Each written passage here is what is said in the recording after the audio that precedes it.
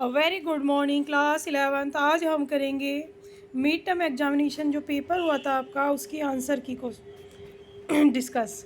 तो देखिए इसमें जो पहला क्वेश्चन था, लड़कों के लिए गृह विज्ञान विषय आवश्यक है क्योंकि, तो इसका जो आंसर था वो खा और गह दोनों था।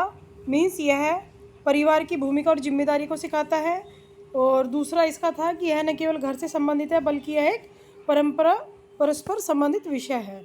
तो इसका आंसर गह है। सेकंड था इसमें अथवा करके क्वेश्चन, निम्न में से कौन सा संचार और विस्तार का कार्य क्षेत्र है।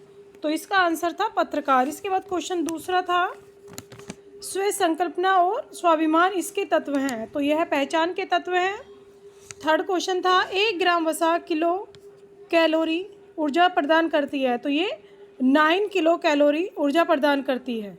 इसके बाद फोर्थ क्वेश्चन था डैश असम का लोकप्रिय पारंपरिक नृत्य है, तो इसमें बिहू आंसर था क्योंकि बिहू ही असम का लोकप्रिय पारंपरिक लोक नृत्य है। इसके बाद जो अथवा करके क्वेश्चन था संचार के MSMCRE मॉडल में एम का अर्थ क्या था, तो इसका अर्थ था संदेश, मीन्स मैसेज। इसके बाद फिफ्थ क्वेश्चन था किस रेशे को रेशों की रानी कहा गया है, तो रेशम को रेशों की रानी कहा गया है। छठा क्वेश्चन था मिलान करने का था, तो इसका राइट आंसर था घ। इसके बाद सेवंथ क्वेश्चन था स्वास्थ्य के संकेतक कौन से हैं, तो इसमें मृत्यु दर और रुग्णता दर ये दोनों ही स्वास्थ्य के संकेतक हैं। आठवां क्वेश्चन था गैर मौखिक संचार के लिए सबसे अच्छा तरीका क्या है। गैर मौखिक जिसमें हम बिना बोले अपनी बातों को किसी तक पहुंचाते हैं, तो स्पर्श के माध्यम से पहुंचाते हैं।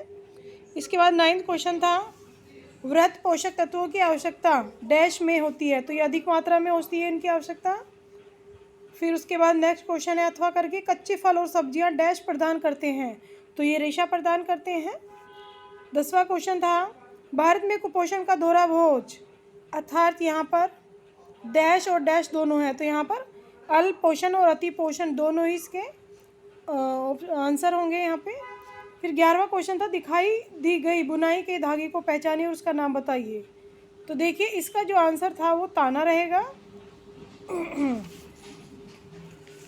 इसके बाद अथवा करके क्वेश्चन था और ये भी डायग्राम बेस्ड क्वेश्चन था। इसमें दिखाया गया है और पूछा गया था चित्र में बीज फल को पहचानिए और उसका नाम, तो उसका नाम था कपास की फली। इसके बाद नेक्स्ट क्वेश्चन था 12वां क्वेश्चन डोरी से नचाई जाने वाली कठपुतली का प्रचलन किस प्रांत में है, तो इसका राइट आंसर था यहाँ पर गुजरात। फिर इसके बाद 13वां क्वेश्चन था अपने घर में स्वच्छता बनाए रखने के लिए आप कौन सी 2 बातें ध्यान में रखेंगे। तो इसके लिए एक तो हम रोशनी का ध्यान रखेंगे, वायु संचार अच्छे से होना चाहिए, साफ सफाई और स्वच्छता सुविधाओं का ध्यान रखेंगे।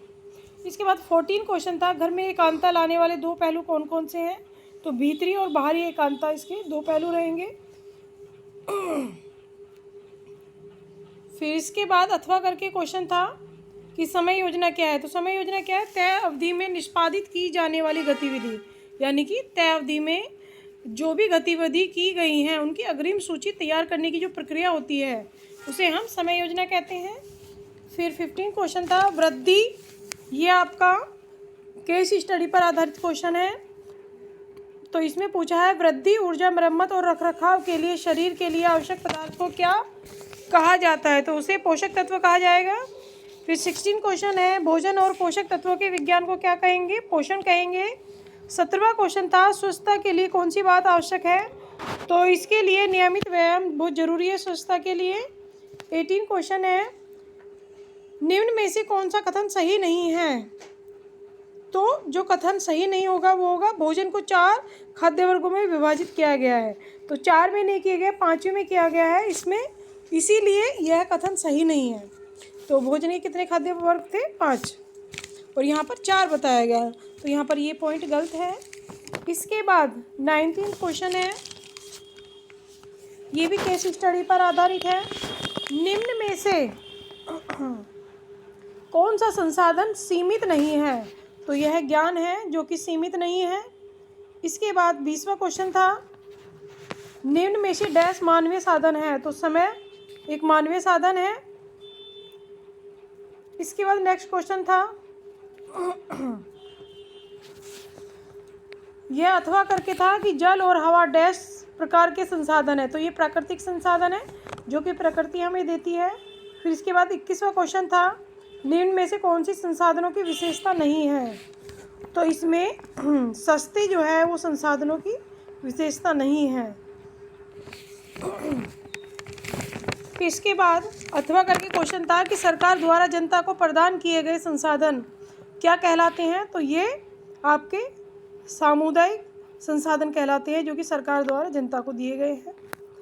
इसके बाद पूछा गया क्वेश्चन है 22, कपास की ओटाई की प्रक्रिया क्या होती है, तो देखिए जब कपास के बीज पक जाते हैं तो फली टूट जाती है। ओटाई प्रक्रिया यह प्रक्रिया है जिसके द्वारा कपास के रेशों से बीज अलग किया जाता है, फिर उन्हें कटाई के लिए भेजा जाता है। इसी के साथ अथवा करके क्वेश्चन था कि माला ने 11वीं कक्षा में गृह विज्ञान विषय चुना है। इसके साथ नेक्स्ट अथवा करके क्वेश्चन था कि सूत की बटों से आप क्या समझते हैं, तो देखिए जब रेशे सूत में बदल जाते हैं और रेशों के साथ जोड़ने के लिए बटे जाते हैं, इन्हें सूत की बटें कहा जाता है।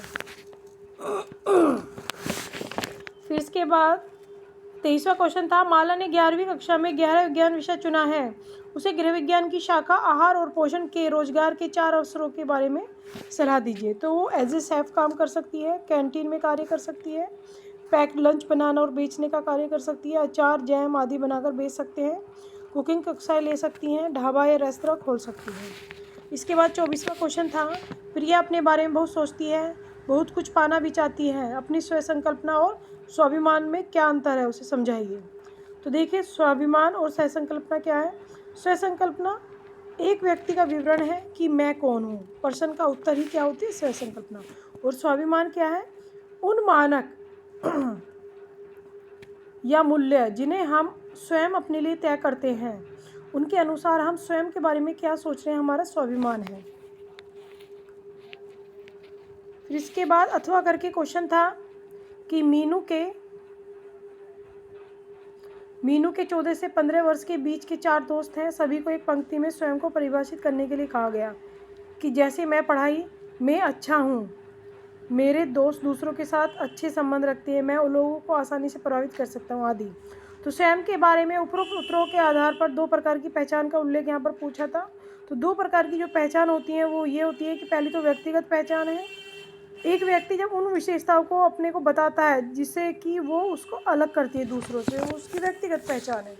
और सामाजिक क्या है, जब व्यक्ति समूह से जुड़ते हैं तो वो सामाजिक पहचान कहलाती है। इसके बाद 25वां क्वेश्चन था, यौवनावस्था को परिभाषित कीजिए, लड़के और लड़कियों में यौवन आरंभ किस आयु में होता है।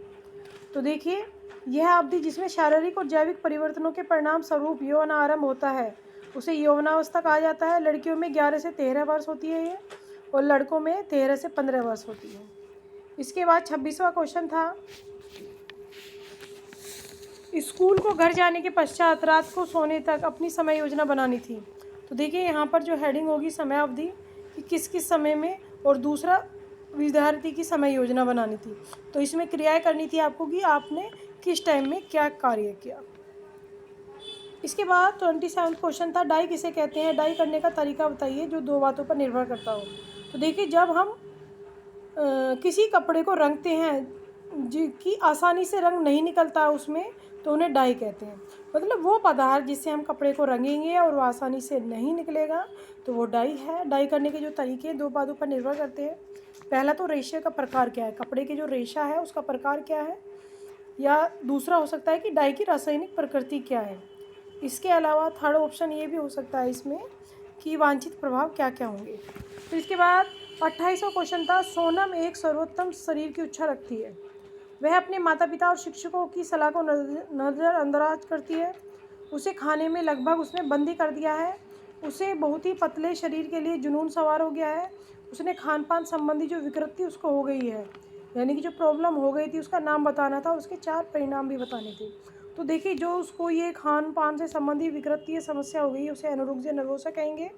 और इसके परिणाम क्या आते हैं कि जिसको भी ये प्रॉब्लम होती है उसमें आत्मसम्मान कम हो जाता है, उदास रहने लगता है वो बच्चा, अत्यंत वजन कम होने लगता है, मृत्यु तक हो सकती है उसकी, कुपोषण हो जाता है, मासिक धर्म में देर होती है, हड्डियाँ कमज़ोर हो जाती हैं और कद कम हो जाता है। इसके बाद 29वां क्वेश्चन था, 29 क्वेश्चन है, सूत प्रसंस्करण की विधियों को बताइए। तो सूत प्रसंस्करण की जो विधि है, सबसे पहले सफाई करेंगे, फिर पूनी बनाएंगे, फिर उसके बाद तानना और बटना ये क्रिया करेंगे। इसके साथ ही अथवा करके क्वेश्चन था कि कपड़ों के रेशों को कैसे वर्गीकृत किया जा सकता है। तो देखिए, सबसे पहले तो इसमें लिखा है कि प्राकृतिक सेलुलोजिक, दूसरा प्रोटीन, खनिज और प्राकृतिक रबर। तो पहले जो सेलुलोजिक होगा उसमें सूती और जूट आएगा, प्रोटीन में ऊन और रेशम आएगा, खनिज में एस्बेस्टस, प्राकृतिक रबर। फिर इसके साथ साथ जो मानव निर्मित होते हैं वो होते हैं आपका रेयोन, एसीटेट, एजलोन, नायलॉन, पॉलिएस्टर और ल्यूकेस। फिर इसके बाद 30वां क्वेश्चन था, संचार शब्द से आप क्या समझते हैं और अंतर्वैयक्तिक या अंतर्वैयक्तिक, इसमें बताना है आपको कि ये क्या होते हैं और एक एक इसका उदाहरण भी पूछा था। तो देखिए, संचार क्या है, विभिन्न माध्यमों से सोचना, देखना, समझना और विचारों का जो आदान प्रदान है या अपनी भावना या हम ज्ञान दूसरों को पहुंचाते हैं, वह प्रक्रिया हमारी संचार कहलाती है। तो इसमें जो अंतर्वैयक्तिक संचार है वह क्या है, यह स्वयं से संवाद करने से संबंधित है। इसमें व्यक्ति खुद से ही अपनी बातें करता है तो वो अंतर्वैयक्तिक है। जैसे एग्जाम्पल के लिए, कभी हम इंटरव्यू में जा रहे हैं तो उससे पहले हम खुद ही अपने से क्वेश्चन करते हैं और आंसर भी करते हैं, तो वे अंतर्वैयक्तिक हो गया। दूसरा अंतर्वैयक्तिक संचार क्या है, इसमें दो या दो से अधिक लोगों के बीच में आदान प्रदान होता है बातों का, जैसे कि पढ़ाई के दौरान हम डिस्कस करते हैं, इसका एग्जाम्पल है। इसके साथ एक क्वेश्चन और था अथवा करके कि संचार माध्यम हमारे जीवन को कैसे प्रभावित करता है। तो देखिए, यह सूचना देकर प्रभावित करता है, प्रेरित भी करता है, मनोरंजन भी करवाता है और जटिल संकल्पनाओं को आसान बनाकर समझाता है, हितकारी मूल्यों के संप्रेषण द्वारा शिक्षण और प्रशिक्षण भी देता है ये हमें, एक्सेट्रास। फिर इसके बाद 31वां क्वेश्चन था, आप अपने जन्मदिन की पार्टी की व्यवस्था करना चाह रहे हैं, पार्टी के संगठन में प्रबंधन प्रक्रिया की चरणों को समझाइए जिन्हें आप ध्यान में रखेंगे। तो देखिए, इसमें सीधा सीधा पूछा गया है कि प्रबंधन प्रक्रिया के चरण क्या हैं, घुमा फिरा के पूछा है, बात वही है। तो देखिए, सबसे पहले इसमें नियोजन आता है, फिर आयोजन, फिर क्रियान्वयन, फिर उसके बाद नियंत्रण और मूल्यांकन। तो ये चरण हैं जो कि हम इनमें जो है यूज करेंगे पार्टी के टाइम में। फिर इसके बाद 32वां क्वेश्चन था, आप नवविवाहित बहन काम करके बहुत जल्दी थक जाती है, तो उसे अपने कार्य को सरल बनाने के लिए, समय और ऊर्जा बचाने के लिए 2 तकनीकें बताइए। तो देखिए, इसमें कार्य सरलीकरण का यूज है। कार्य सरलीकरण वह तकनीक है जिससे कि कार्य को सरल बनाया जा सकता है। तो इसमें कौन कौन सी तकनीक का यूज करने के लिए बताया, सबसे पहले हाथ और शरीर की गति में परिवर्तन लाएंगे, दूसरा उपकरणों में परिवर्तन लाएंगे, तीसरा अंतिम उत्पाद में परिवर्तन ला सकते हैं। फिर इसके बाद 33वां क्वेश्चन था, आहार जनित रोगों के 4 कारण और निवारण बताइए। तो जो आहार जनित रोग हैं वो कौन कौन से हैं, सबसे पहले तो असुरक्षित खाद्य पदार्थों का उपयोग, जिसमें पानी, मसाले आदि शामिल है। उसके बाद संदूषण, भोजन को खुला छोड़ना, संदूषित पदार्थों का प्रयोग करना या क्रमिक नियंत्रण ना करना। तो ये इसके एग्जाम्पल हैं, आहार जनित रोग के कारण है ये, और उनका निवारण कैसे करेंगे, साफ सफाई का ध्यान रखेंगे। 34वां क्वेश्चन था, समय प्रबंधन क्यों आवश्यक है। समय प्रबंधन में 4 चरम, भार अवधि, कार्यवर्ग, विश्राम की अवधि से आप क्या समझते हैं। तो देखिए, समय प्रबंधन क्या है, न्यूनतम समय में अधिक से अधिक कार्य करना ही समय प्रबंधन है। इसमें चरम अवधि क्या होती है, जब किसी अवधि के काम में अधिकतम बोझ को चरम अवधि कहते हैं, यानी कि जब भी हम काम कर रहे हैं और वो बहुत ज़्यादा हैवी है, अधिकतम बोझ है उसका, तो वो चरम अवधि है। जैसे प्रातःकाल का समय है, बहुत सारे काम होते हैं। इसके बाद कार्यवर्ग है, जिसमें हम समानुसार कार्य देखने का एक साधन है। विश्राम अवधि, इसमें हम विश्राम करते हैं, अंतराल की अवधि को कहते हैं विश्राम अवधि। इसके बाद 35वां क्वेश्चन था, खाद्य वर्गों का वर्गीकरण कीजिए। देखिए, खाद्य वर्ग हमारे 5 थे। सबसे पहले था अनाज, खाद्यान्न और उनके उत्पाद, इससे हमें कार्बोज, प्रोटीन और रेशा मिल रहा था। दाल और फलियाँ, इससे प्रोटीन और कार्बोहाइड्रेट मिलता है। दूध, मांस और उनके उत्पाद, इससे प्रोटीन और कैल्शियम, वसा मिलता है। फल और सब्जियाँ, इससे हमें विटामिन सी, रेशा आदि मिलता है। इसके बाद 5वां था वसा और शर्करा, जिससे हमें कार्बोज और वसा मिलता है। तो ये थे आपके खाद्य वर्ग और उनके पौष्टिक तत्व। इसके बाद अथवा करके क्वेश्चन था कि किशोरी को आहार संबंधी व्यवहार में परिवर्तन करना बहुत ज़रूरी है। ऐसे 5 स्वस्थ आहार पद्धति बताइए जिससे किशोरों के लिए बहुत ज़रूरी है। तो इसका था सबसे पहले तो टीवी देखने के समय को सीमित करें, खान पान संबंधी स्वस्थ आदतें डालें। और रोकथाम में हम क्या कर सकते हैं, भोजन को छूने से पहले हाथ धोइए, भोजन को अच्छी तरह से पकाइए, भोजन को तुरंत ठंडा करके फ्रिज में रखें, सुनिश्चित करें कि मांस, चिकन, मछली और अंडे पूरी तरह से पके हुए हों, साफ बर्तनों का प्रयोग करें, भोजन ढककर रखें। इसके बाद 36वां क्वेश्चन है कि मानसिक स्वास्थ्य के सूचक कौन कौन से हैं। तो इसके सूचक हैं कि स्वयं को समर्थ और सक्षम महसूस करता है व्यक्ति, और जो मानसिक रूप से स्वस्थ होता है वह दैनिक जीवन में आने वाली सभी समस्याओं को निपटारा कर सकता है, उसका जो संबंध होगा दूसरों से वो संतोषप्रद होता है, वह स्वतंत्र जीवन बिता सकता है, मानसिक परिस्थितियों का सामना कर सकता है, किसी बात से डरता नहीं है। और शारीरिक स्वास्थ्य के सूचक थे, रोग मुक्त रहता है व्यक्ति, यानी कि उसको कोई रोग नहीं होता है, शारीरिक रूप से तंदुरुस्त रहता है, शरीर की क्रियाएं कम कर पाता है, थकान महसूस नहीं कर पाता, भार और लंबाई उसकी उचित होती है, प्रतिरोधक क्षमता भी अच्छी होती है।